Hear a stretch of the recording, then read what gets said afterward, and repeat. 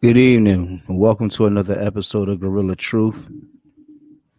But this is a different episode. This episode, we want to be able to highlight sex trafficking from minors to adults, boys and girls of alike, all across the world. I talked to my good friend Jeff the other day, and I said, Jeff, you know what? I think it's time that we switch it up and we start making aware what's taking place in this sex trafficking rings. About a year ago, Jeff came to me and he was showing me a lot of information about, statistically what's taking place in these communities with these babies being snatched up and never being seen again. There's horrific stories of mothers walking down the street with their children and children just being snatched and thrown in the vans, and there's nothing that the mother could do. Or people going into corner stores or grocery stores and leaving their children in the car for a quick second, or what they thought was a quick second. And when they come back, their child is gone and the window is smashed. And it just makes me think, it makes me wonder, how can we create a world to where people are aware and people are taking better, are making better choices, are making better decisions when they're caring for their children. You see, the world is a microcosm where people put their situations and just think that their life is the way that life is for everybody else, and it's not always that way. You see, you want to be the person that is being very conscious and aware of your surroundings.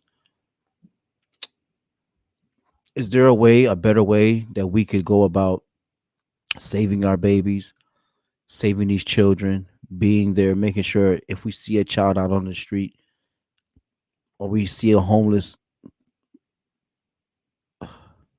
what can we do? What can we say? How can we better approach them? How can we make aware that these people are out here and that they need help? But what are we to do? We hear about the stories, right? From time to time, we hear about somebody being kidnapped.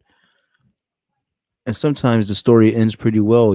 Sometimes the child is found or the person returns back home. But that's not always the case. And statistically, there's over hundreds of thousands of children that are going missing every year. Not just children, men and women as well. But you don't hear about that in the news. They want to keep pushing a narrative and breaking the racial divide amongst the black and the whites. They want to continue to push the narrative to keep the blacks at the lowest class, the bottom class, fourth place, under the Mexicans. But did you know that the African American class is one of the biggest class that is attacked when it comes to sex trafficking? But see, I'm not going to get too deep into that area of it. I'm going to let Jeff come on and be able to express his sentiments about sex trafficking, and not just his sentiments, but he's going to be able to give you some statistical facts, some numbers to help you make you aware of what's taking place out here in our world. I mean, there was so much I wanted to say tonight on this subject, but I felt that it just takes some more of me doing some more digging and really seeing how I want to approach this and see how I want to go about addressing this. I said the pictures here that I'm sharing with you are just pictures of innocent children, and I just don't want to seem like I'm relegating it to just children. There's adults, 18-year-olds, 25-year-olds, 30-year-olds sometimes that are being snatched up as well. But for me, I just feel that in this world that we live in, that we need to create a system of just being able to protect each other, protect one another. When you see a person out there in the street and a woman and she's walking with a child and they seem like they don't have no place to go, how can we be a lending hand? What can we do to better serve that situation?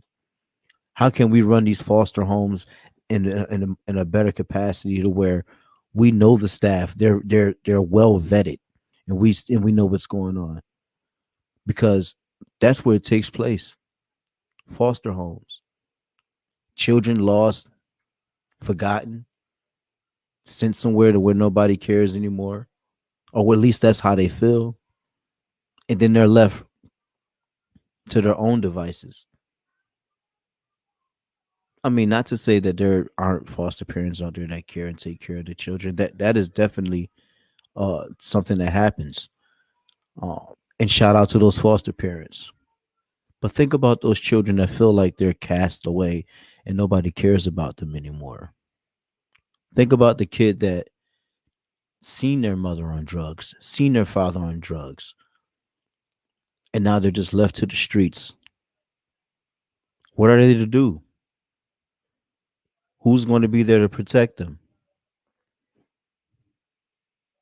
We see it all the time. Young men and women going astray. They're getting younger and younger, being left at home to take care of the kids. Nobody knows what's going to happen in the next minute or two. Somebody could come right, run up in that house. People could be watching that house, scoping it out, seeing your schedule, seeing how you move, and waiting to attack. Did you know that they're snatching children up for almost $10,000 a kid? They pay more for the babies. If you go look it up right now, over in China and Asia, they're having a problem right now where people are snatching the babies off the streets. Now, some people may say, "Oh, that's their culture." Listen, it's happening to all races and all cultures, and this is just something that I feel that we as a people need to make aware, and we need to take the proper measures to be more safe with our children. What are we allowing our children to watch? Who are we allowing our children to spend the night with? Because sometimes that's where it starts off, right? That auntie or that uncle molestation. Somebody starts touching the kids in the family, the secrets nobody wants to talk about, right? It's a lot of men and women out there that experience molestation, and they grew up and they had to carry that and wear that, and they didn't allow it to affect them. They carried on and they raised a great family. But there's some people that went left that experienced that. And what they did is they went out and they did the same thing to other children. Or what they did, they grew up with something that they harbored on the inside and they went to the streets and they found love and peace in the streets. And they found what we would call it nowadays a pimp or a provider, somebody on the street that put them on to sleeping around for a little cash. And there you go. You're into the sex trafficking. Now they pass you on to the next, and now you're taking drugs, and now you're out there, you're lost. But see what's happening. See, they take kids that are already on the streets. Now think about this, right? If I could get a group of kids, 4 or 5 young men or women on the streets, and say, "Hey, listen, I'll give you $1,500 per child that you snatch and bring back to me." This is what takes place, people. This is what's really happening nowadays on the streets. This is really happening.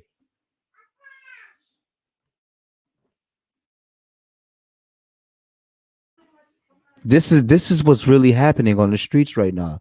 They're paying them $1,500 more money to snatch these babies up and bring them back to never be seen again. Go look up the statistics. But Jeff, I want you to come in and you can start talking. Go ahead and say some words. I wanted to make sure I can hear you. Are you there?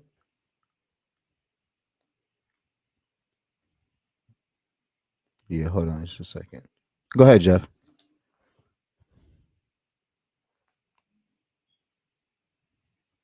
Oh, okay. I don't know. I think his mic is muted.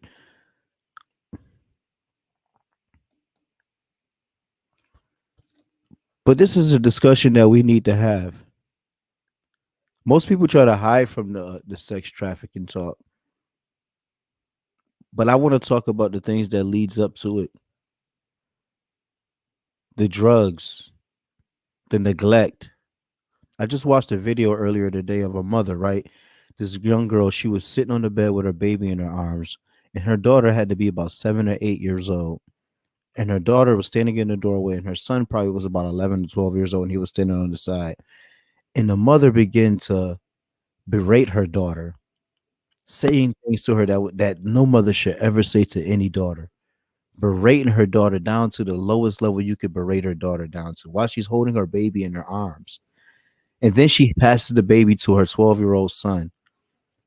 And then the mother, listen here, the mother then grabs her hair and wraps her hair up in a bun and begins swinging on her 7-year-old daughter. This I seen this literally just saw this video today. Can you hear me? Her daughter, then she grabbed her daughter and swung her Check, daughter check, down check, check. and began kicking her daughter. Here's I hear you now. You hear me? You hear me? Yeah, I hear you Okay. perfect. I just want to finish this story, but Sure. uh, she began kicking her daughter on the floor, and then her son is like, "Mom, calm down, calm down." She then grabs her fist and slaps her son and throws her son down on the bed. The son's holding the baby. The baby's screaming, crying. The son start crying. The daughter's on the ground. Then the mother gets back up and she walks over to the daughter and stands over the daughter, continues to swing at her and berate her. Like you think about all of that trauma. I want you to think about all of that trauma in that situation right there between the son, the daughter, and that baby. All of the trauma that that mother brought in that situation. That's easily opening the door to the streets. That easily opens the door to the streets to where it's so easy for a man or a woman to come up to them now and just show them any little inkling of love, and then they're automatically going to just fall for it.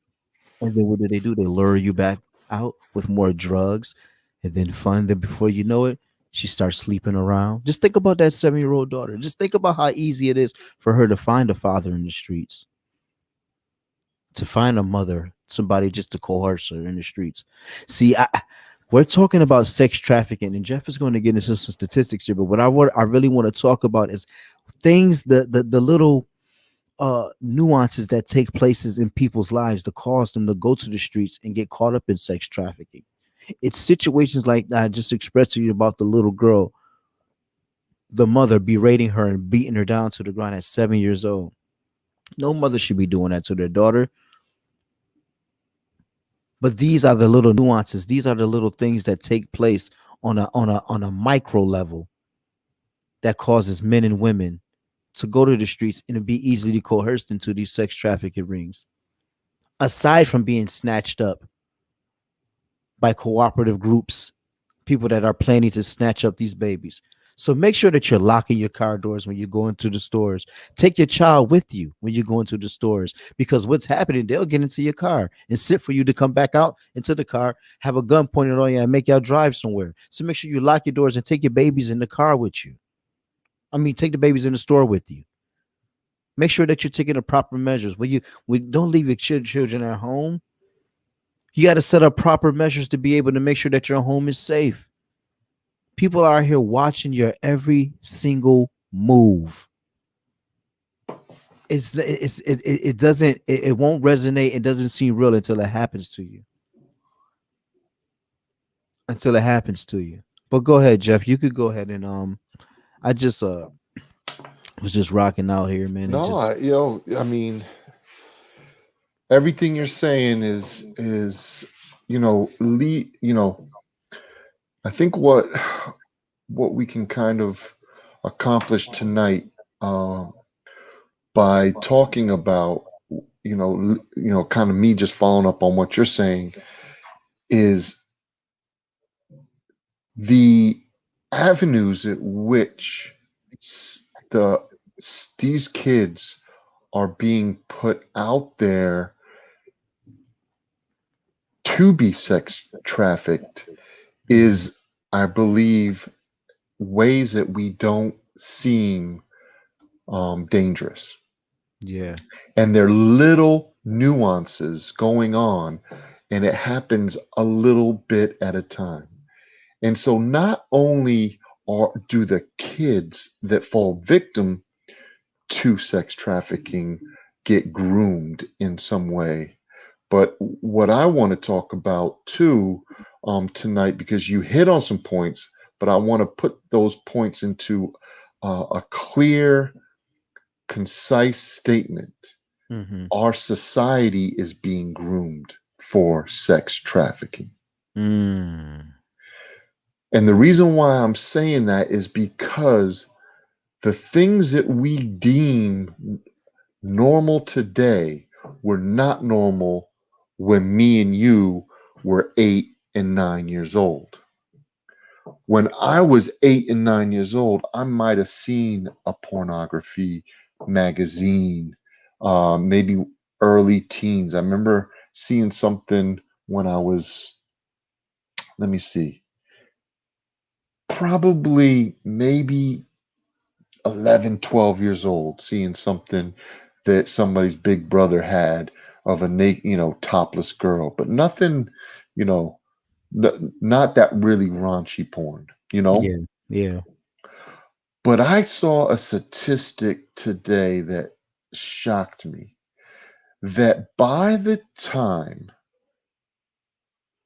a teenager actually has an intimate relationship with a young person, and it's a little bit different, but it's almost 50% now. So when we talk about pornography, we used to think it was a men's thing Mhm. or a boy's thing, and it is quickly shot up to where young girls and women are almost watching pornography as much as men.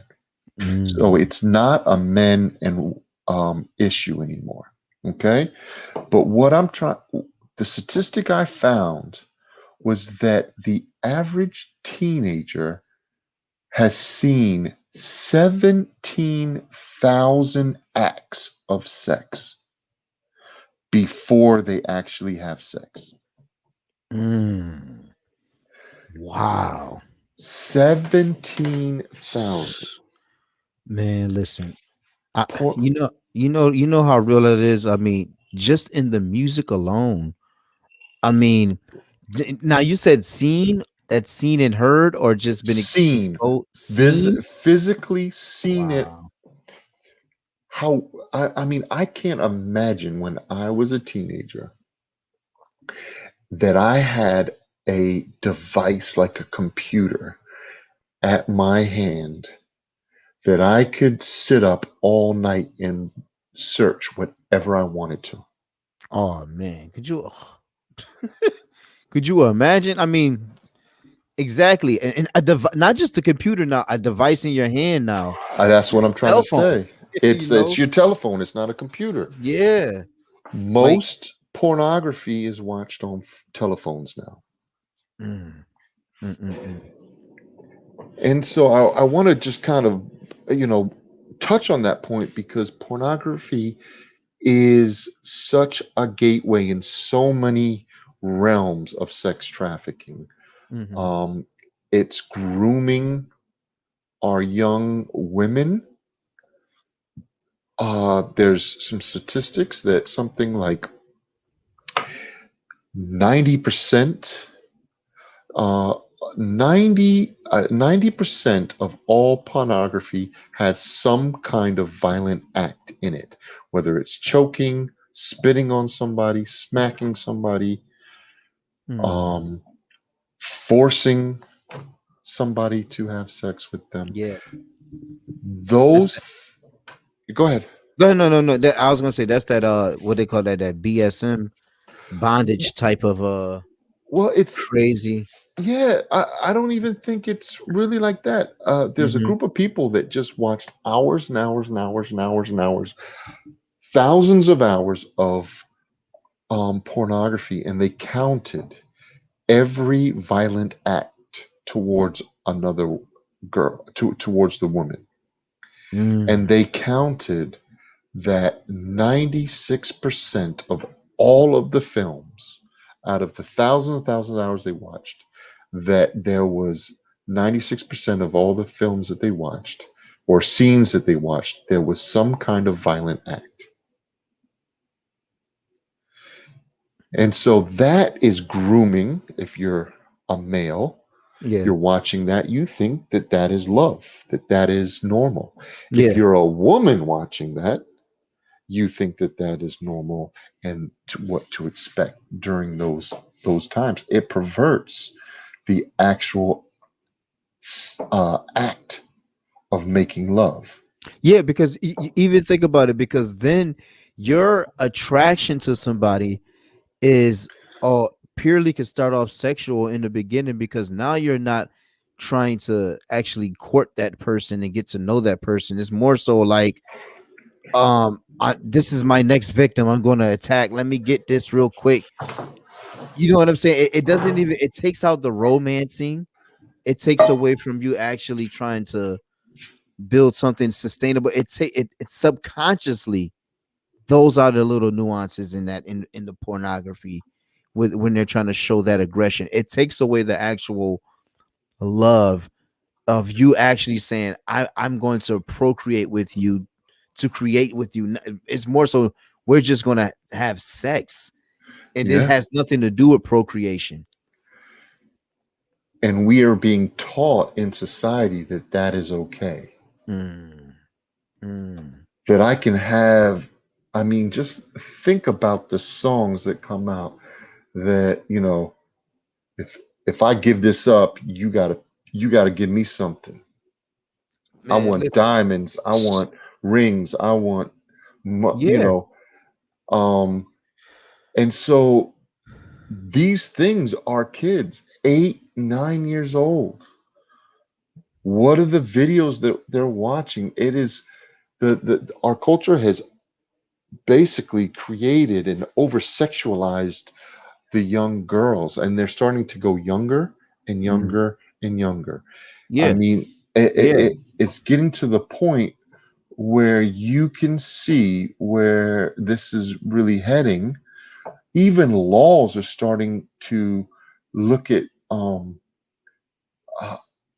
like when people child molesters get caught, they're looking at lessening the laws of these individuals. They used to be very strict. Oh yeah. California is Yeah. is basically changing the laws because what's happening is it's the same thing that we see, and I'm not talking bad about transgender, anybody that is going through that process, but it's the concept of whatever I feel I am, I I have to act on that. Mm. And so I mean, if somebody can say that they are a woman or a man, why can't they say that I'm a teenager? I'm Yeah. when I'm having sex, with this young 16-year-old girl, I feel like I'm 16. Yeah, I identify as a 16-year-old male. Yeah, that's Yeah, something that's already been tried in courts before yeah, by some assailants, uh should I say. But with even with that, like you said, with the music, and when you got hit about that girls nowadays are starting to look at pornography just as much as men are looking at pornography nowadays. That's very interesting because I look at a lot of the hip hop music and with the female artists that they push out in our mainstream nowadays, they are the main ones preaching the homosexuality with each other.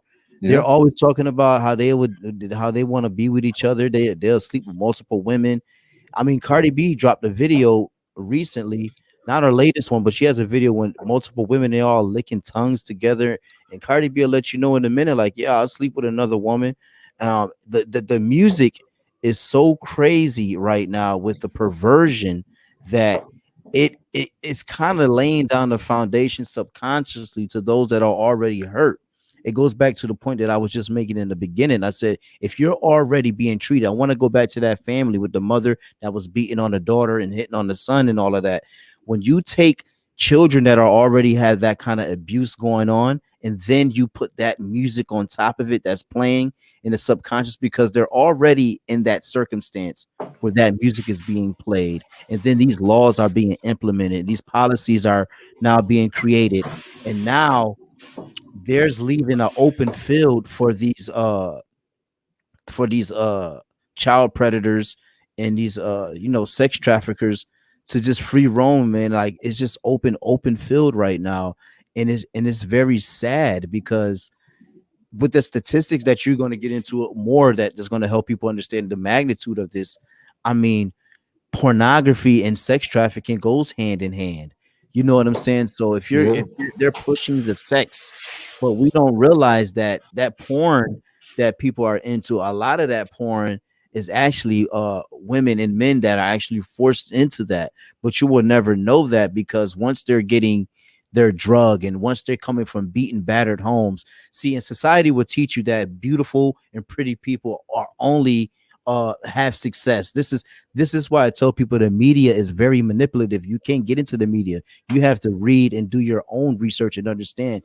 Society will have you think that only beautiful people are on TV. There are beautiful people born into poverty every day. And I speak, on the women behalf that look really, really nice. And you won't even think about that. But these sometimes are born into broken homes and they get caught up into these sex trafficking, and then these be the ones forced into pornography. But when they catch you when you're young, when you already 15, 16, 17, 18, and then they get to the 21, 22, and then they're into the porn and all that, you won't even know the life that they already lived. You already know because they're already getting their drug, they're getting their money. They're like, hey, this is what it is. And once yeah, you take a child at such a young age and you force them into the sexual perversion, which is the a problem that I'm having a lot of times with some of these laws that they're trying to push with the transgenders teaching young kids about sex at a young age. I said children shouldn't even be forced into that at a young age, but that's a whole nother discussion with city schools and you allowing your children to be in the public schools and not paying for private schools. So that's a whole nother discussion. But just to speak on that all of that all together in itself, it's just a bad foundation that we're in, and we just want to create this episode, at least do this once a month just to make aware, to keep your minds on top of being mindful of your children and watching out for other children. And if you see something, call, and we'll try to guide you to the right things, you could the resources and things. But it's pretty serious, Jeff, but I'll let you go ahead and yeah. carry. I mean, I was listening. I've been, since we're saying we were going to do this topic, I've been listening to different podcasts about it, and I listened to this one podcast, and um, there was a group mixed together with FBI. They were FBI agents and local officials, and what they did was they put up a fake account, and they had a whole team of people, and they all acted. There was, I think, 14 individuals that, and one of them posted. They made a whole profile of an 11-year-old girl, Mm-hmm. and they posted that she was went to school, where she went to school, what age she was, and that she got on all these social media sites. And then they showed. that she had friends the same age that went to the same school in different places and family, and they basically, if you looked at her, social media account, you wouldn't tell that it was a made up thing, right? Mm-hmm. Guess how long it took once they uploaded that and got it all set up. It took 4 minutes for a grown adult to message her back. Oh my God. 4 minutes. And Horrible.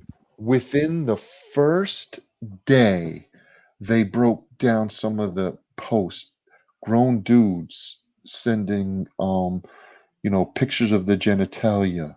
Um, some people were just, acting as if they were a younger kid, and was, hey babe, keep on, Mm-hmm. keep your chin up, kind of thing. Because Yeah. what they did was they posted certain comments that would allow groomers to recognize that this was an easy prey. Mm. And so the one thing that I heard was to really watch what your kids are posting, and how many times, you probably know, um, certain people that whenever they're mad, whenever they're frustrated, they're throwing up a post on Facebook or Instagram or tweeting, oh, I'm really, this dude's got me hot, or, but imagine all the things that are frustrating a young kid. And most of that comes with parenting, Mm-hmm. siblings, boyfriends, girlfriends. And so these young kids are posting all of their issues up there. And these predators are out there watching and lurking and waiting to find somebody who has, like you said, that 7 year old. I think you said she was 7, getting beat up by her mother, right? Yep. Yep. Imagine it, what she put on her Facebook page or on her Twitter page or posted on some kind of social media account Mm-hmm. about her life Yep. and how frustrated she was. And all of a sudden, next thing you know, this person's getting a text like, honey, I know, I girl, I know what you're going through. I'm going through it too. You know, let's be strong for each other. And now they're building a relationship with this young kid, and they Mm-hmm. don't even know it's a grown adult. Yeah. And Yeah. that's happening quite a bit. Wow. But really the statistics, the data really shows that a majority of the time, victims um, of sex trafficking are trafficked by someone that they know, such as a friend, family member, or a romantic partner. Mm. So Wow. these people become their friends, they become their romantic. There was story after story of young women being hooked up with some guy. Yep. This guy blew them away, treated them like queens, Mm-hmm. gave them the world, and then turned around and said, "Did you think that you were going to get this for free?" Yep. And then you're stuck. See, that's And the thing about it. It's like they draw you all the way out to this island, and then yeah, there's nowhere else you can go because they've been your support system the whole time. And now you're just exactly. out there and you're like, oh, and then they're like, and now you're forced into that life. It's very, very sad, man. I said that is like we were saying about the young girl. And I mean, there was a story that I heard about because see the parental rights is crazy. And the one situation you're gonna explain about with the pimps, what they do. But the mother, I heard a story about a mother that had a baby that was 3 months old, and she had got word when she was locked up in prison that they're gonna give her $5,000 for her baby. As soon as she got out, the lady, her grandmother that the baby was with, she knew that she was coming to get the baby to do something harmful, that she just wasn't a healthy mother for the baby to be with. But she didn't have any say so over the baby because it's Yeah, her baby. but she came and grabbed the baby. But thank God that there was a detective that was actually on the case, and she was able to intercept the baby and get the baby from her. But that detective wasn't there. That baby was easily Easily. 3 months for 5 grand. She was about to give the baby away. Now that wasn't just the first story that just that just popped up. This was a story that was just shared amongst thousands of stories that take place that's crazy like that. So Yeah. it's very serious out here, people, when it comes to this. And the one part that you hit about the types of people is the somebody that you're a loved one, a family member. You know what I'm saying? Just think about that loved one that you're with. It becomes that 7-year-old girl. I mean, you go to the streets, you find a man that's out there, somebody that shows you, like you said, a little bit of love, and then you're hooked, and then they say, "Hey, I need you to do this for me." And then what are you gonna say? I mean, I've been feeding you, I've been clothing you, I've been housing you. What is your and if you don't do it, I'm gonna force it upon you, and then you have nowhere else to go. Yeah. And the other angle is what they say too, and you hear this in music and in different entertainment. Um, you know, you give it up for free, why not get paid for it? Mm-hmm. Yep. How many dudes or how many girls did you sleep with already? Mm-hmm. What did you get out of that? Yep. Do Yep. this the one time, I'll give you X amount of money. Mm-hmm. You need diapers, you need this, you need that. You want that car, you know. I mean, these pimps, they have a strategy, and they are very tactical in what they do. They Mm-hmm. build them up and then tear them down. And they're that that mindset of what we think of a pimp, that 1970 smack the hoe, that kind of that those pimps are not the pimps that we're talking about. No, not at all. We're talking about um pimps with actual leading women. They call them mamas, and they're normally somebody who've been in the game. They've been around, and they know the game, and they work with these pimps, and they're out making sure that, they're prostituting. They're doing what they need to do for the pimp, but their major role is to keep all the other girls in line. And Mm-hmm. behind the scenes, like, come on, but you don't got anybody else. What are you gonna run? He'll find you. You know, putting in those negative things, and then that mama is getting, broke off extra money behind the scenes. Right. Right.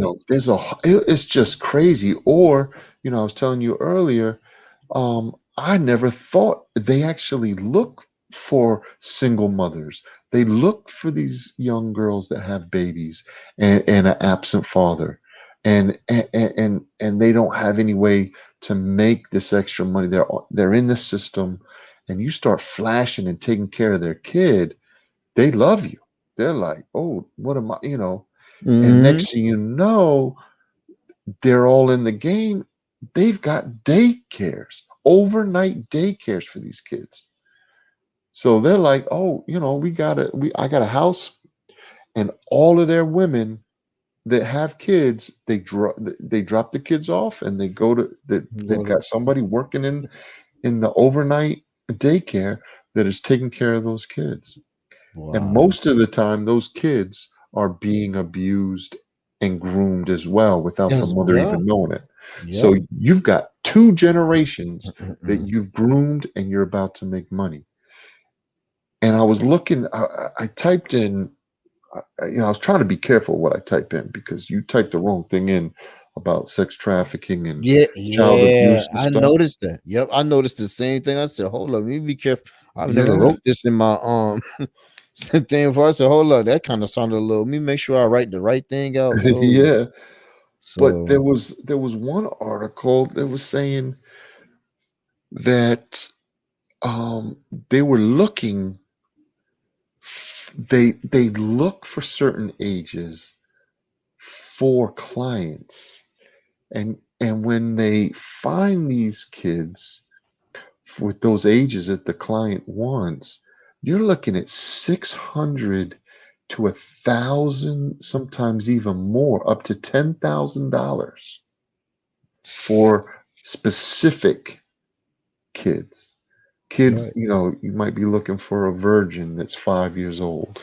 You might be looking for, a boy that's 8, that's black or that's Asian.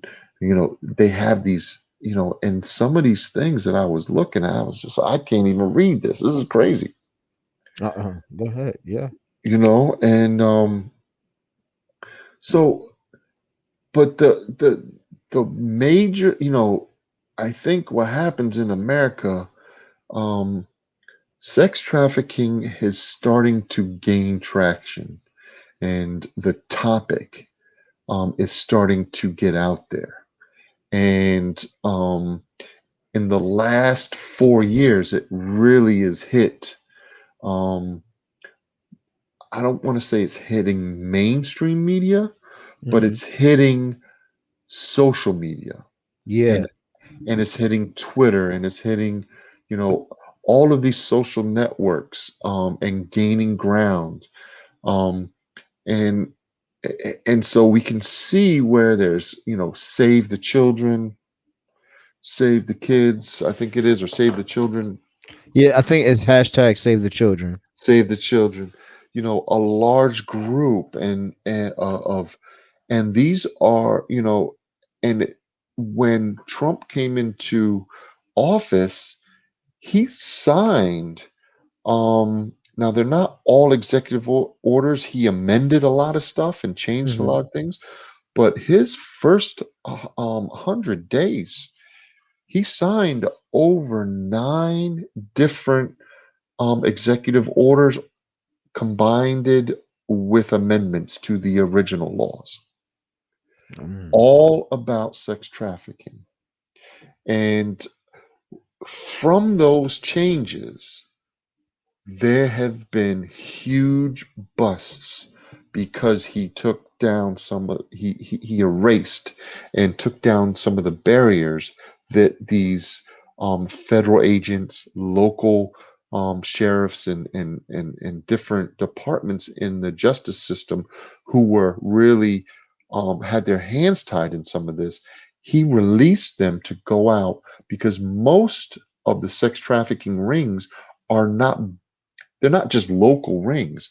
They're they're national. Yeah.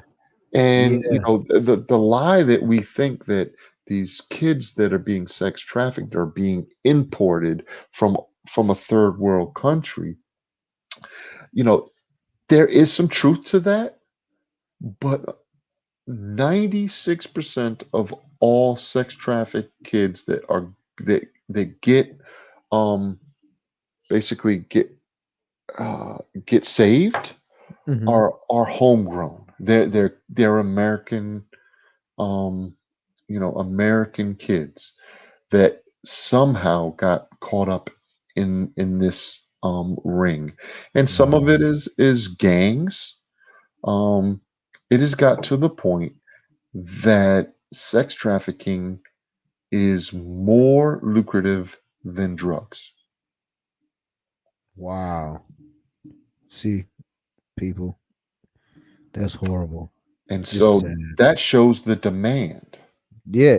See, because it's all hand in hand, but when you really separate it and you look at it, that's horrible, man. The fact that the demand is so high for sex travel. When we look at the Epstein situation, and Ghislaine Maxwell is actually in court right now, dealing with this stuff and denying everything. But we see how he ran his rink alone, to where he hired young girls and paid them $200 to bring in new girls, and then those new girls he'll offer them $200 to bring new girls. But he had a pipeline from the high upper class of the city all the way to the lower class. He was getting people right there that was already living, but within poverty, or barely just making it. So, well, hey, $200 plus I get to go to a cool mansion and all of this, and just a massage. But some of those massages turned into actual sexual favors, but those are young girls. But Yeah. we know his empire, that kind of stuff, ran even deeper than that. But just on the magnitude, of just to understand that it happens at a rate, and that it could really be set up a comprehensive operation. Some people think that, oh, I watch my kid. No, this is an operation. When they pull up with that van or that truck to snatch your kid, it's not something that's random. They're driving. No, they're waiting for the opportune time. They know when we strike, we're gonna snatch and go. There's no, we're gonna botch this. So that's why you really have to be very aware of your surroundings Yeah. and take extra precaution that you're being safe with you and yours. And there's a crazy statistic that runaway kids, on an average, will be approached 78 hours by some kind of sex trafficker by the time 78 hours on the street. See. And you talk about Epstein. There's the first Epstein story that has been brushed. I came across this article, and it's called "The Child Sex Trafficking Scandal America Forgot," and it's in the American conservative paper, online news, and there's this. It's called the Franklin Ring in Omaha left many questions unanswered. And so Mhm. basically, this young kid, um, what's his name here? Johnny. He was a Uh-huh. 12-year-old kid named Johnny Gosh. He left his home he was a paper boy. He was delivering paper. He would have all of his papers in his wagon. He went out one morning and never came back. The case, parents, there was no evidence, just the wagon sitting there with papers in it, and his dog that was with him came home without him. Couldn't find anything.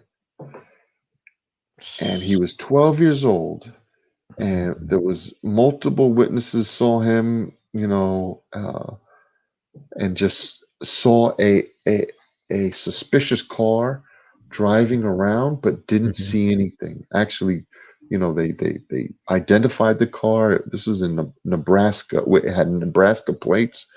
Um, and at one point, they said that it stopped and talked to Johnny, but that's all they saw. And there was Mm-mm-mm. even a movie kind of about this, I guess, was made. And they didn't find anything for years, and then all of a sudden, um, police. There was a somebody in jail. Um, I think I heard about this. Did they say that like they seen him or they knew where he was or something? no, this guy in jail. I'm trying to read the article. Okay.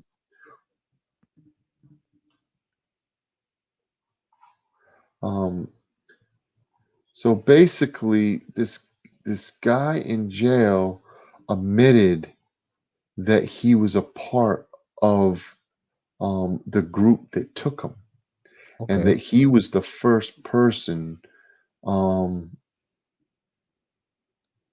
to sexually molest him. What?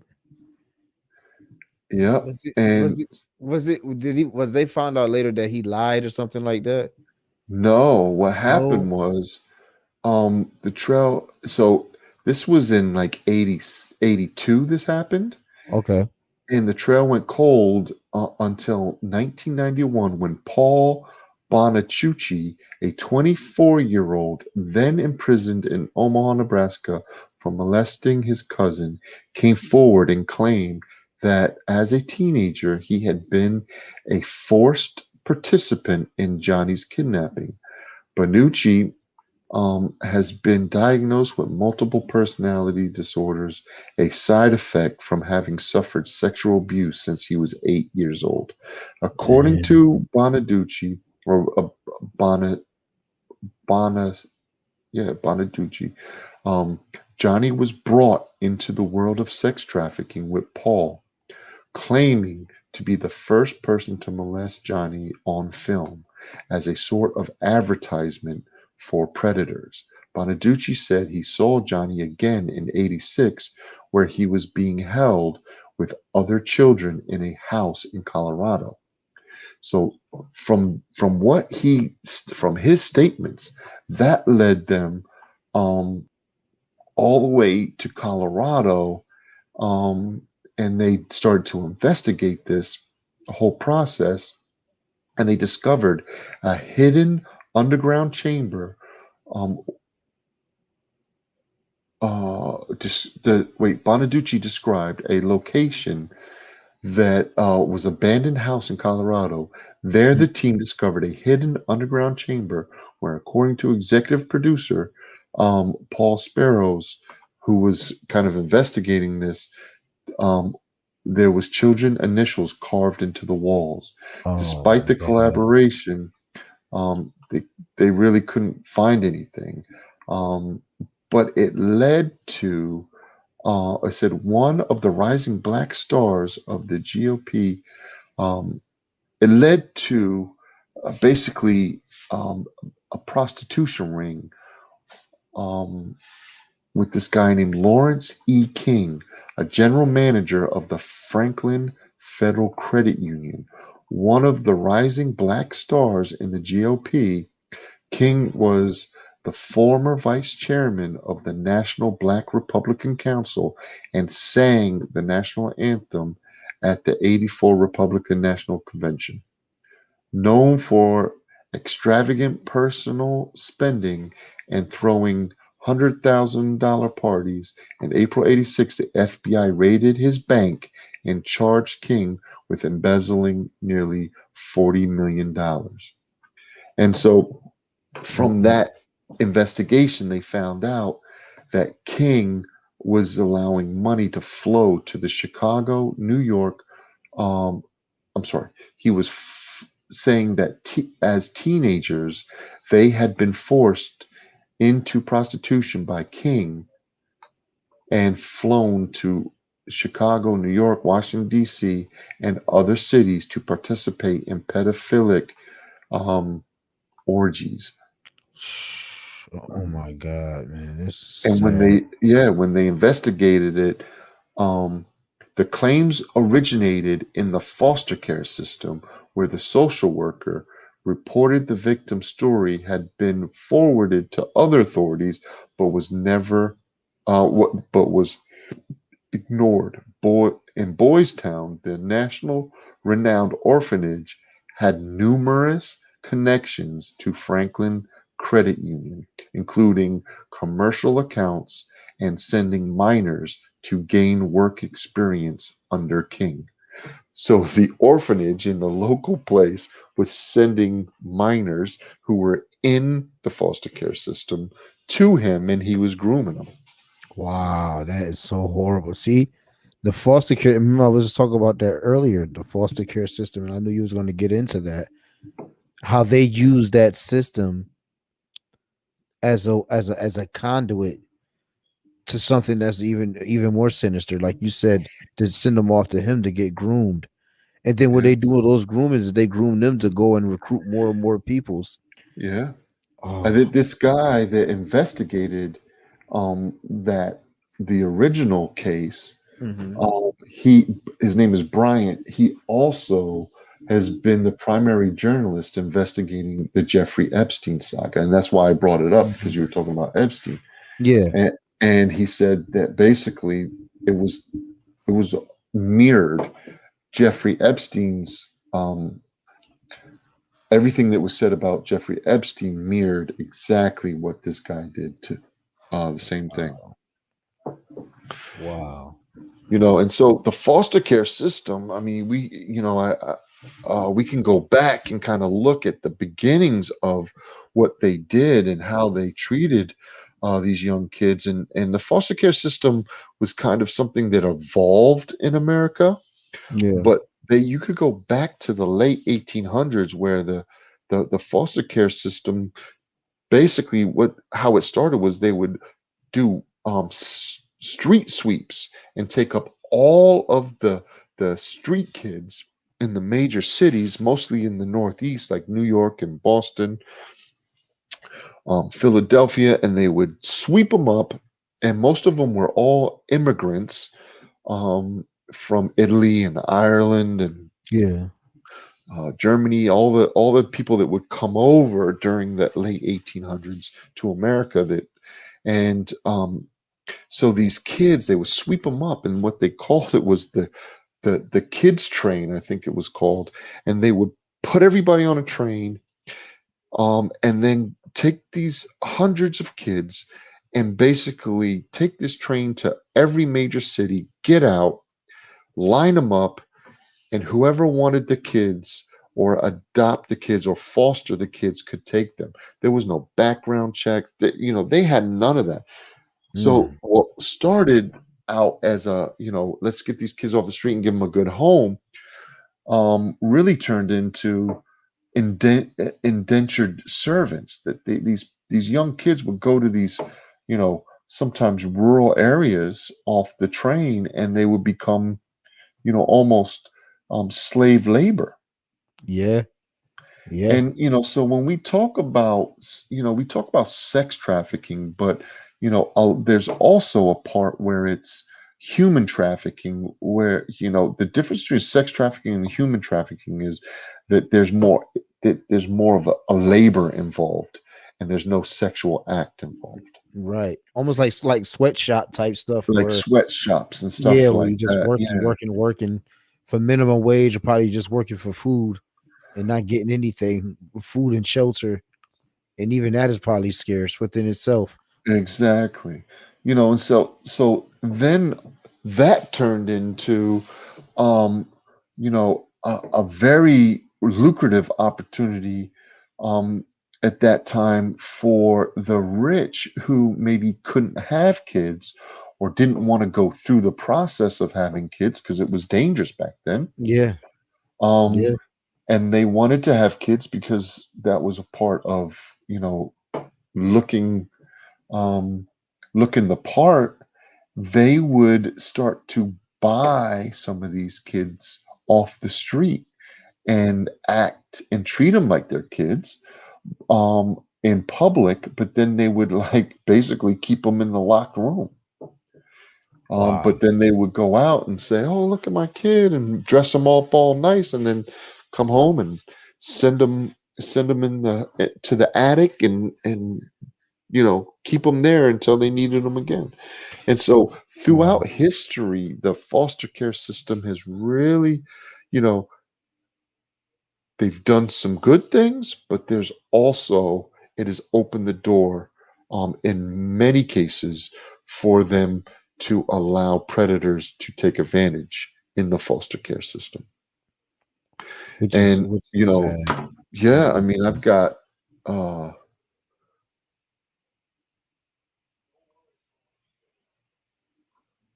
where is it? That is just so sad. In Yeah. in 2020, a former child service caseworker has been charged with human trafficking, accused of recruiting a mother who was her client into prostitution in exchange for a favorable custody recommendation. So Wow. this caseworker basically said, "I'll, I'm going to pimp you out, and I'll give you a favorable, custody recommendation."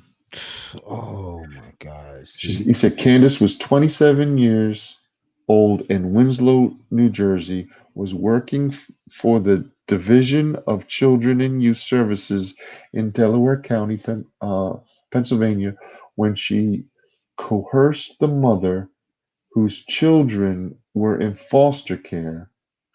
So the children were in foster care, but the mother wasn't, whose case Tally was managing into working as a prostitute, the Delaware County District Attorney office announced on Thursday. Wow. See, and that's what we were just talking about, how they it just all works hand in hand. Oh man, and just think about that too. That's like going to the foster care is like the final point for you to even be. And I see you're already feeling like, oh, I'm being given up on, and then to be in there to be taken advantage of even more. It's just, oh my gosh, that's just got to be like so demoralizing to a person. And I mean, especially for those who make it out. I mean, but for those that get caught up in it and get stuck in it, I mean, the money, you know what I'm saying? And then if you're already being sexually exploited at a young age, you're already being sexually heightened. So if somebody's telling you, I'm going to give you money for you to have sex, and then you love this person, I said, it just sometimes it just becomes that easy for you. Yeah. Okay, I'll do it for you. And but that's just sickening to hear that those foster homes are doing that to children, man. And it's just, trauma after trauma after trauma. And they're looking for kids that already have trauma. And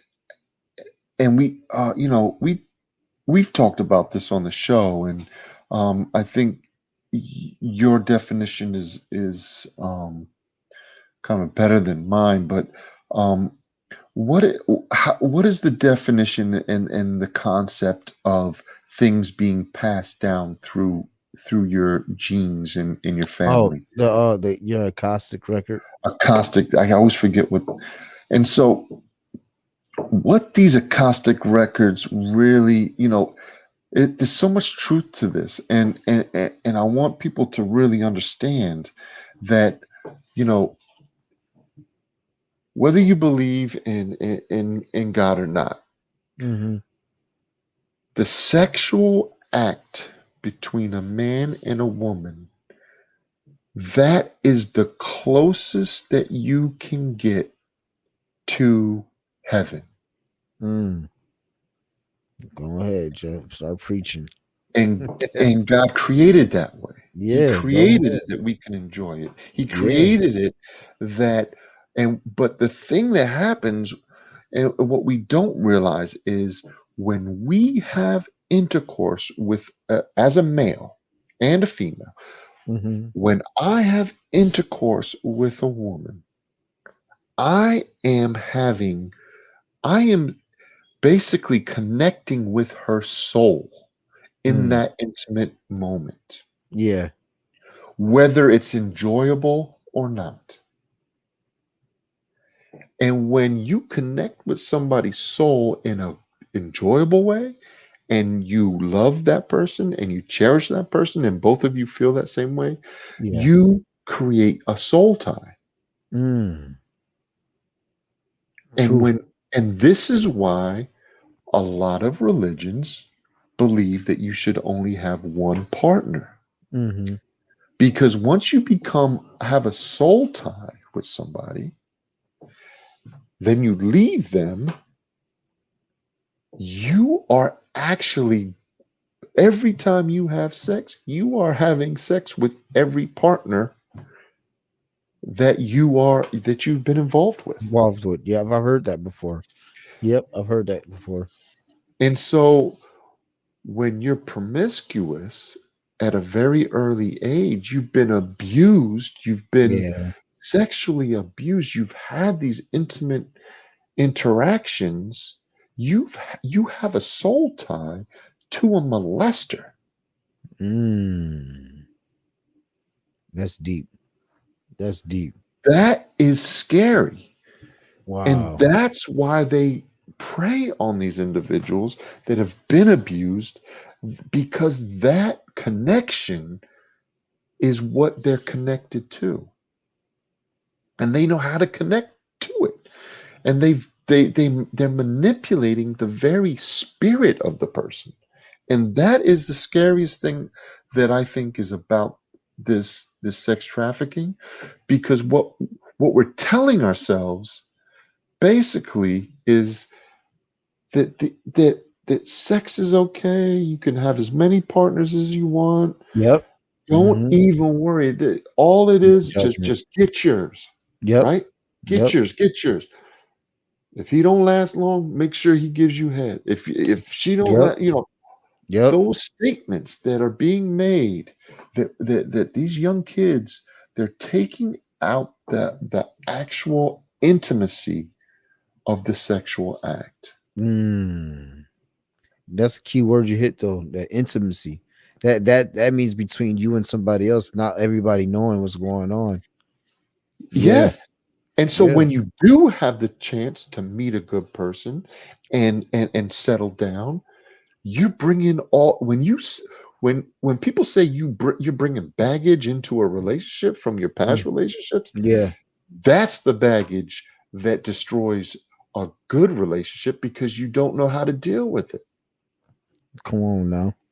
So the lie that we've been told is that prostitution has been around since the beginning of time. Have you heard that before? Oh yeah. I've heard definitely about prostitution. Yeah, I've heard that before. It's the what do they say? It's the oldest Yeah. job. Yep. It's the oldest income or job or whatever they say. Mm-hmm.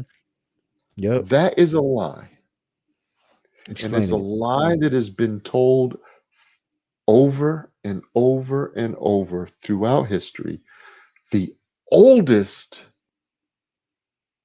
job, if you could call it that, is slavery. Mm. Right. Forced because yeah, you was forced into it then.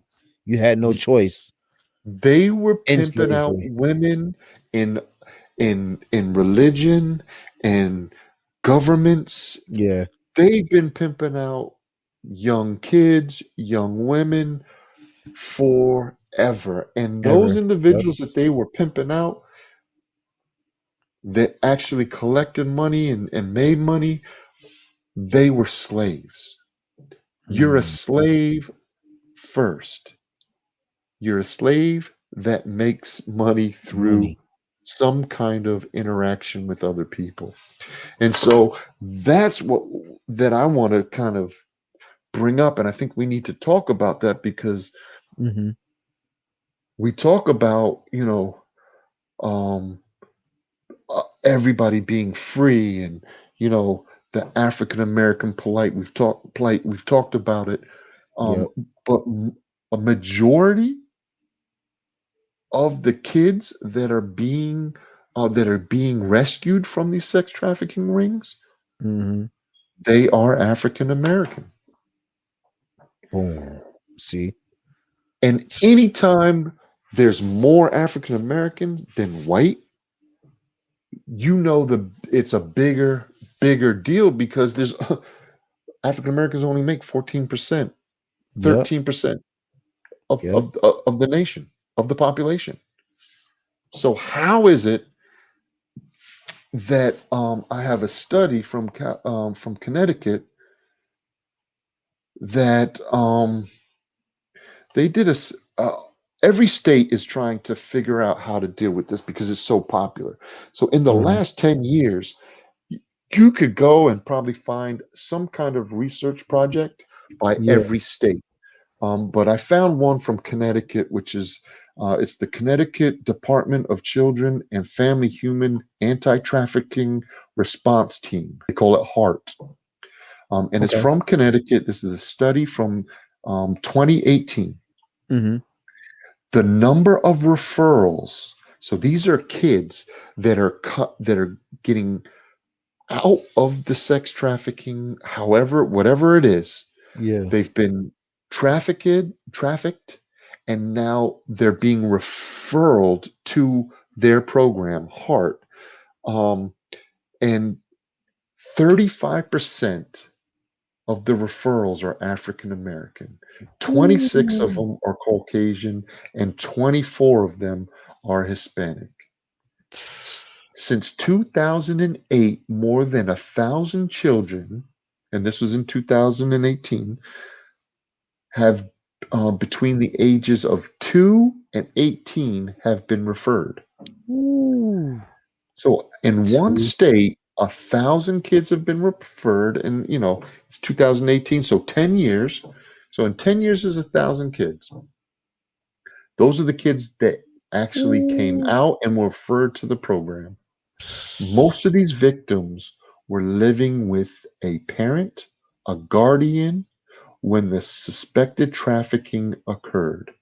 And the majority had previously experienced sexual abuse or neglect. Man, that is just so horrible. See how you just all just connected with each other like that, man. Oh my gosh.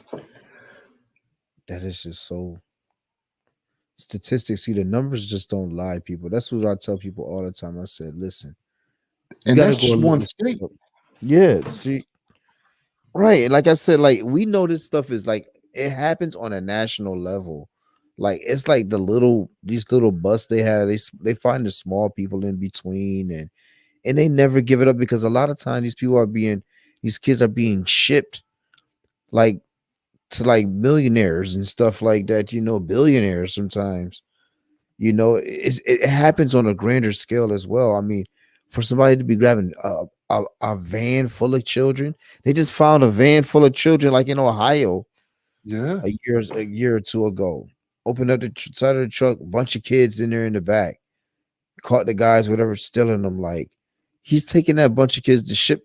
They're shipping them off and just doing crazy stuff that you would just wouldn't imagine because the media doesn't report on it enough, and they're only reporting it when it's in their favor to create a narrative against somebody or for a political standpoint. But this kind of talk needs to happen all the time. It should be ads running all the time. It should be, just things, something on the forefront of people's mind of what's taking place in this world with these children and how can we best position ourselves to be there to help to yeah, prevent this from happening. What are the capabilities of knocking or taking these rings down? But see, that's what it comes back to the powers that be. Like, is it really that real to where this is their thing? They enjoy the young kids and the young children, the sex rings. Would that ever be brought to the light? Those are the questions that I ask and that I wonder a lot about this kind of stuff. Like, can we really bring this, cut the head off of this monster to some extent? There's a movie out there, people named Spotlight. If you ever get a chance to watch it, watch it. It's called Spotlight. I can't remember I think actually the guy Steve Carell is in it, the guy that used to play in The Office. But it highlights how these churches, these Catholic churches, were hiding that these priests were running sex rings, molestation rings on these young boys. But it was just a form of child molestation as well. Because if you know anything about, going to seminary and try to be a pope or anything, you have to vow to a life of celibacy. Well, you got guys in there 70, 80 years old and that's been celibate for 50 years. And I mean, you're on a bunch of men. What do you think is happening? But this is like documented facts. This story breaks down of these Vaticans being knocked down. They give like the name of the places, city, states. So check that movie out if you ever get a chance too, called Spotlight. Well, go ahead, Jeff, if you well, want to there's touch. a big case up in Buffalo named what was his name? I don't want to say Pastor Joe. Mm, Pa- I'm gonna I'm gonna Google it real quick. Pastor uh-huh. Joe It's something that took place from here. Buffalo. Okay.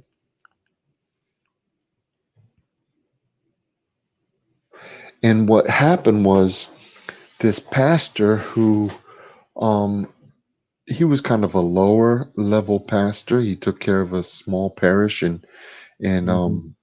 Buffalo, and he stumbled upon a huge um somehow he found out that there was a lot of sexual abuse going on in the hierarchy in other parishes um, around this area through the Catholic Church. Mm. And he went to his sister and was like, what am I going to do with this? Like, I got to tell somebody, um, but I know this is like a big deal. There's some big time people involved in this, and I don't know how high it goes up. And so what he did was he went to like the archbishop, and he sat in front of this board, and he basically told them what he knew, who was doing it, and told them they need to fix it. Mm. Mm. Mm. Mm. He was telling his sister because his sister, he's pretty close to his sister. Yeah. This gentleman had had a stroke earlier in his adult life because he was kind of older. Um, he had a stroke, Yeah. and he had one of those, shrunken arms. You know how, when you have a stroke, sometimes you can't use your one of the arms on your Yeah. right Yeah. One of side. your arms becomes immobile. Yeah. So his left arm was immobile. After he went to that group of people, Mm-hmm. the next day his sister called the cops and said he never came over for dinner. Something's wrong, because they made plans that he was going to come back and go straight there and go to dinner that day or lunch or whatever it was. They found him in his apartment with his head blown off with a shotgun on the left side. What? There's no way that he could have killed himself on his recliner, shot himself in the back of the head on the Wow. left side. It's still an open case. I was gonna say that I take it the killers are still out there. Yeah. Yep. I was just about to say took the words they right out. ruled, but they what happened was they ruled it. So this is it right here. I got the article. Okay. Um, Special report: whistleblower priest silenced in Buffalo. The homosexual network has kept a death grip on the diocese in Buffalo, New York, for years, and is even implicated in the possible murder of a whistleblower priest. And it goes through, Yep. Yep. um, and basically it goes through. His name was Friar Joseph Morano, a Mm. priest from Buffalo who authorities said killed himself in 2012, but whose family is claiming he was actually murdered to keep him from blowing the lid off of a gay network in the dialysis. Wow. See, I And so tell that you. yeah, so these it goes through and says a whole bunch of stuff, but I mean that is something that's going on, right? That the family members are still trying to get that case opened back up, and Yeah, that's just because around the corner from us. see, the scary part about it is that it's actually been incentivized. You know what I'm saying? Like they create these sex trafficking rings, and but it's incentivized on top of you being poor. You not having any money, and they're just offering you cash in order for you to put hurt to somebody else. I mean, what is that to somebody that's not from this country, that's just over here? You know what I'm saying? But it's not just saying that it's always that way, but I mean, just think about that. A group of people coming together saying, "Hey, we can make some quick cash, few thousand." Because once they get that child, they sell that child or that person over and over and over and over again. You know what I'm saying? Like so many stories out there of missing women, just missing. They're never seen again. Yeah, Nobody's found. Do you know what I'm saying? Like, where's the body? It may be in it's one of those crazy. pornography films that people are watching. And that's why we tell people to be safe. But I just, like I said, I definitely wanted to just have this Yeah, discussion because it's something that, like I said, that we want to just touch on this topic from time to time and just kind of keep this on the people's forefronts of your mind to understand that this is something that's prevalent, and with social media nowadays and with all of the different platforms that we can actually learn about these things, I ask that you actually educate yourself, put yeah, yourself in the know, in the know how, but as far as like any final points that I would want to touch on for me personally, um it would just be more so just to continue to just to be diligent and and educating your children as well, teaching your children how to be safe and how to be diligent when they're out and about, because there's going to be things that happen in life that you at the schools too, the playgrounds and all that. So you have to just, I mean, kids nowadays, I have a 13-year-old, he likes to go hang out with his friends from time to time,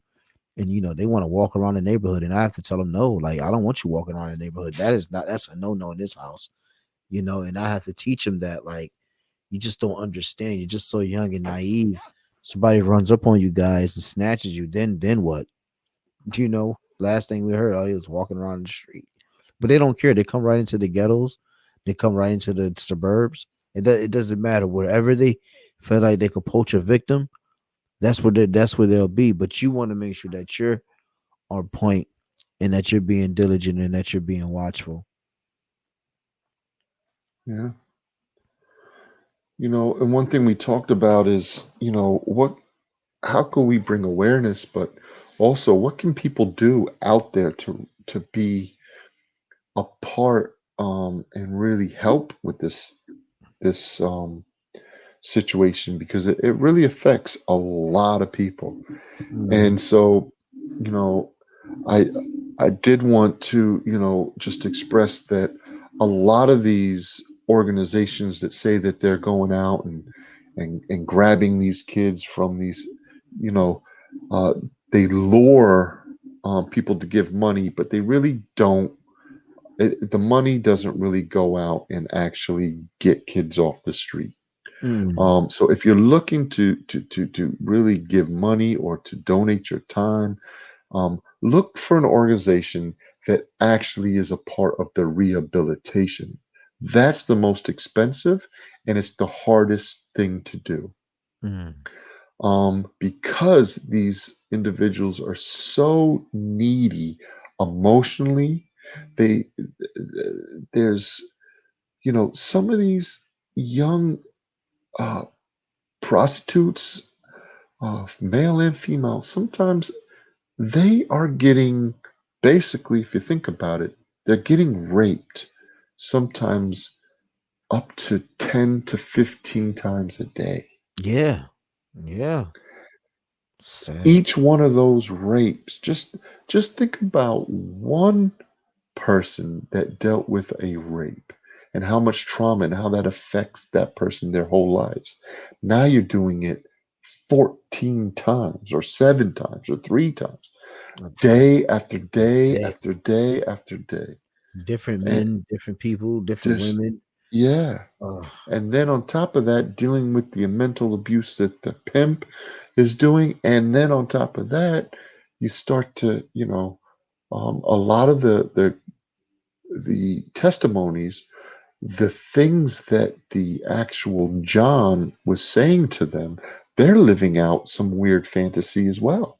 yeah, yeah. So they're abusive and taking, their hatred out on this, young girl or young boy, especially the boys where, you know, these men are behind closed doors um, doing these sexual acts with the same sex, but in public, they're probably married, kids.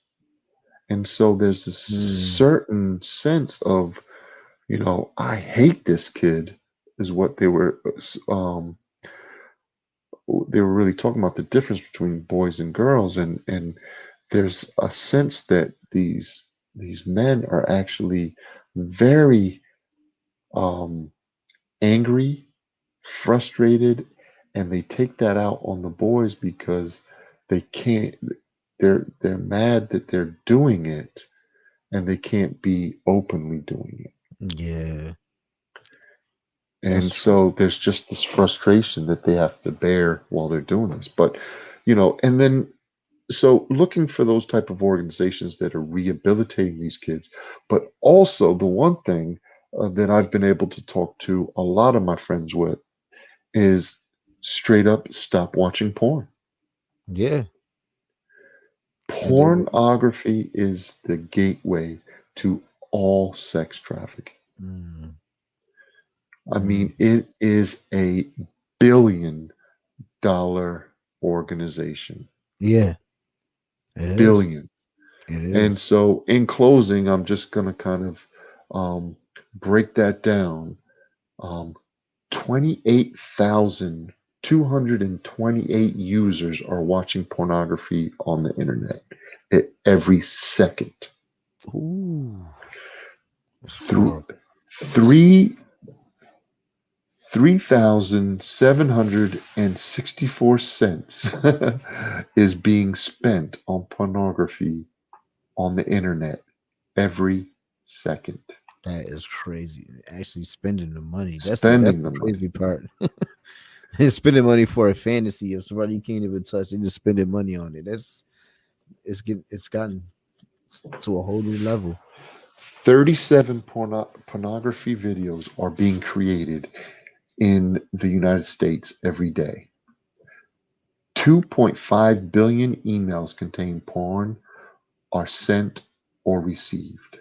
68 million search queries related to pornography. 25% of total searches are generated. 116,000 queries related to child porn are received. Woo. You hear the numbers here first, folks.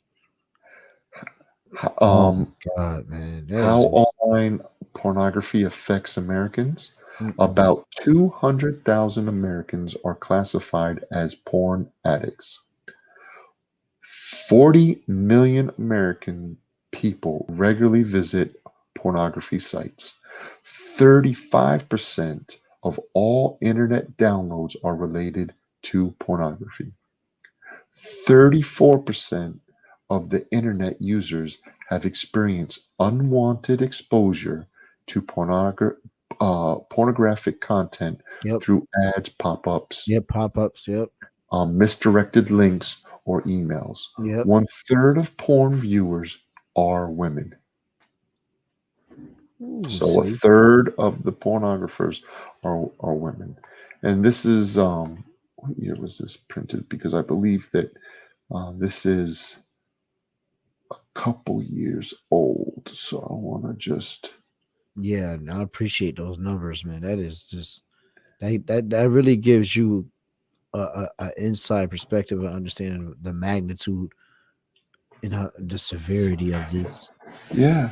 atrocity, man. It takes place on a day to day basis.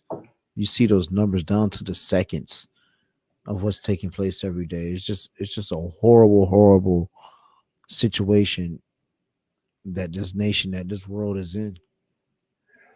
And so, then it goes into how internet pornography hurts teens. Mm-hmm. Okay. And um, it increases the odds of teenage pregnancy. It hinders sexual development. And what it says is pornography viewing by teens disorientates them during the development phase when they have to learn how to handle their sexuality and when they are most vulnerable to uncertainties about their sexual beliefs and moral values. Mm. Mm-mm-mm. It raises the risk of depression. A significant relationship also exists among teens between frequent pornography and use and feeling of loneliness, including major depression. It creates distorted expectations which hinder healthy sexual development, which we talked about earlier. Yeah, yeah. Because you don't even, like I said, it just dissolves the whole courting aspect, the love aspect. That none of that is it's just all gone. It's just let me just get the fulfillment with nothing attached, no feelings, nothing attached to it, Yeah. And over and so, over again. But go ahead. that's for the teenagers, but then we look at family and marital issues. 47% of families in the United States reported that pornography is a problem in their home. Ooh. And Mm. that was in 2010. So that's pretty old. I'm sure that that number is up Oh yeah, definitely. from By now. now, yeah, yeah. I can, Pornography is pornography use increases the marital infidelity rate by more than 300%. wow. Because of that distortion, you're not looking at your spouse the way that you're fantasizing about that woman on the screen or that man on the screen or multiple women or whatever it is. 40% of people identified as sex addicts lose their spouse. 50% suffer considerable financial losses, and about 33% lose their jobs. Mm. And I did a project for college about that. Okay. Um, and one of the facts that I found out that I didn't know about pornography was basically when you become addicted to pornography, it starts out with, and I'll get a little bit of graphic. I'm sorry for the listeners that might Yeah. be, but it starts out as basically, let me use this to masturbate, right? Mm-hmm. Yep. What happens is you start to get addicted, not to the climax, because once you're done, basically you're done. Mm-hmm.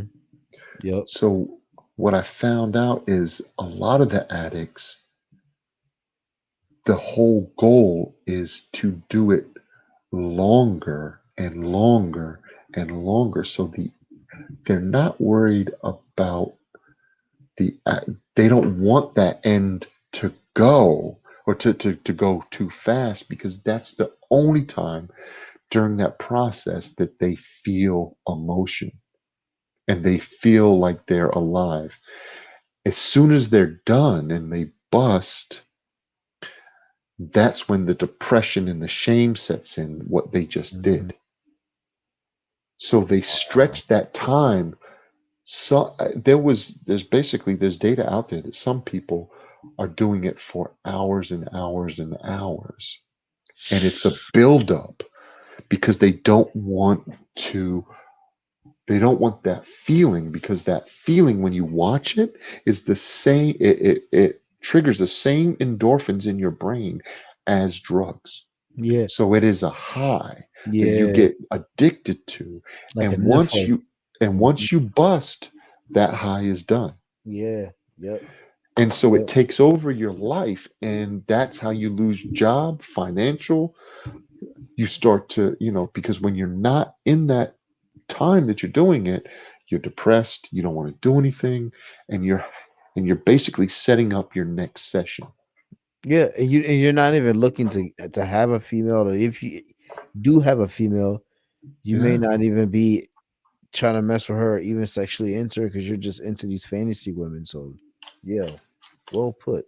Definitely And makes sense. yeah, and so, I've had friends, bring up, sex trafficking and how it's a problem. And when I say, well, if I looked at your browser, if I looked at your computer or your phone, would I find porn on it? Hmm. And Look, they look at me like, of course you would. see, Like they're proud of it. yeah, yeah, yeah. See, like it's a given. See, And so when I start to explain that, people start to be like, nah, I'm not a part of that. And I'm like, listen, if you're opening that up and you're watching it, you think that that woman is there? I mean, there's stories upon stories and testimonies upon testimonies that there was guns pointed at some of these, you know, Oh, I would imagine. Yeah, I would imagine so. I there's, don't, and man. you think these porn stars, they all act like they like it and they're getting this money, but they're all messed up, man. At the end of the day, yeah, it always becomes unsung heroes at the end. So they get to tell the story at the end. I was just downtrodden. But sometimes some of them make those decisions to be there as well. Yeah, You know what I'm saying? And then they try to lure more and more people into it as well. They recruit. It's a horrible system. Is all I so know. I just wanted to kind of close with that. Um, and I was thinking, to just bring up a little um, thing that an article that I found out totally off the subject, but I always want to open people's eyes Yep. and keep Yep. your eyes open. You know it. And I have found a letter, an open source letter. So this is not on the subject of sex trafficking, but Hmm. this is on in the um, realm of vaccine trafficking Hmm. and using COVID um, in a way that there is this gentleman named um, where is he at? Okay, his name is Gert Vanden Bosch, and he is an DMV, which I don't know what that is, and he's got his PhD. He's basically a doctor. He's a veterinarian and a vaccine, you know, not a vaccine doctor, but a virus, and how viruses affect your body. I forgot the name of the doctor, but he is Mm. a leading authority. He's worked for the Bill and Gates, Bill Gates Foundation. He's world renowned vaccine. He is pro vaccine. In his video that I watched, in his article that he put out, he will tell you, I am all but an anti vaxxer. That's how he starts his letter. And he has wrote this letter to all of the major doctors, to the major pharmaceutical companies, to leaders, whoever can listen. This letter just came out, and basically what he's saying is you need to stop vaccinating right now. And the reason that he says is basically, um, why does nobody seem to bother about viral immune escape? And it's a technical letter, but I'm going to give an overview really quick. Go ahead. And basically, what he's saying is we are injecting ourselves with this man-made um, like immune fighter, right? Yep. The RNA, and it is man-made and it's not from our body. And so what's happening is that man-made um, antibody that's supposed to fight the vaccine is pushing COVID 19 into all of these killer strains. And if we don't stop vaccinating right now and vaccinate as many people as we say we want to Hmm. in the world, we are going to see the worst virus that we have ever seen hit the populations. And it's going to hit the people that are vaccinated. Yeah. Yeah. Because what's happening is our body reads that, who haven't been vaccinated and are going to continue to, because not only do viruses mutate, but our antibodies. mutate. Mm. And so our bodies naturally mutate in a way to fight the vaccines. I mean, to fight the viruses as they mutate. And so if we were, if his whole argument was if we just didn't vaccine, I mean, if we didn't vaccine and we fought this naturally, the virus wouldn't have any way to turn into anything else but the Mm. original strain. Yeah. Yeah. See, that's the thing about it. And all these different variations are coming out now. And Yeah, there's the South Africa one, there's the Brazilian one, and there yeah. and what's happening is you look at the populations like England, who were some of the first populations to get vaccinated. Yeah. Those are the populations that first pushed the vaccine. Now you're seeing these highly contagious uh, viruses going out into the population after a certain while that the this vaccine is filtering through our bodies and creating what it's supposed to create. And so the article is very interesting. I was going to post it on Yeah. Facebook, but I didn't. I know that this stuff is not going to look good down. Yeah. You know how Facebook gets, but we always told a line over here. So, But I've got a video. I will post it. I'll try to post it, see what they say. There's already articles trying to debunk this guy, saying mm. that he's a liar and somebody's paying him off. But nothing in his work history would ever say that I mean, everything he's ever done in his life is about vaccines. Yeah, I know. I seen a video. He said, yeah. Yeah. So I just want to put that out there. Keep your eyes open for what's going on with this, vaccinations and these crazy strains coming. So Hate to say it, told you so. I know, I know, but we got to make it through, and we got to continue to really fight for our health, man. We got to make sure Yeah.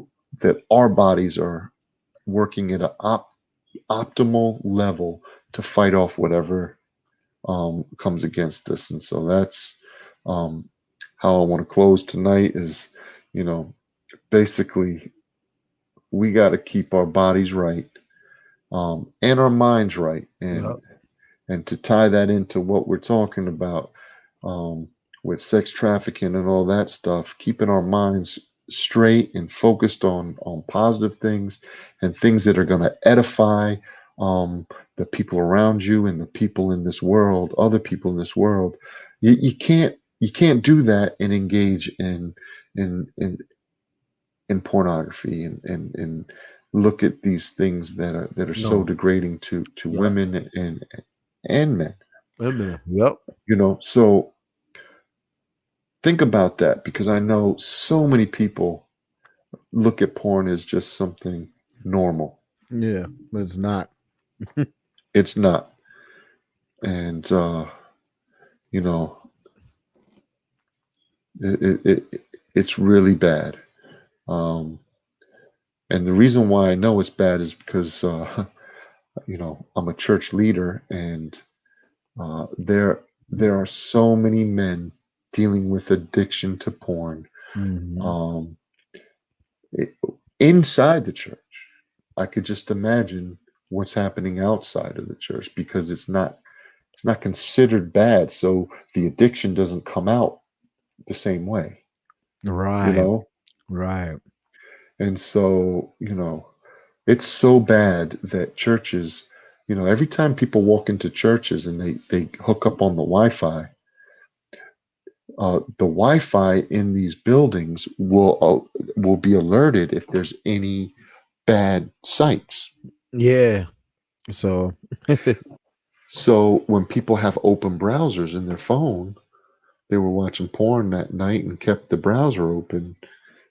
The systems are putting warnings and will alert in a notification that somebody is in the building on a site that is banned. and Wow. it'll name the site and tell you what kind of site it is. And so churches are seeing that people are walking into their churches with those sites.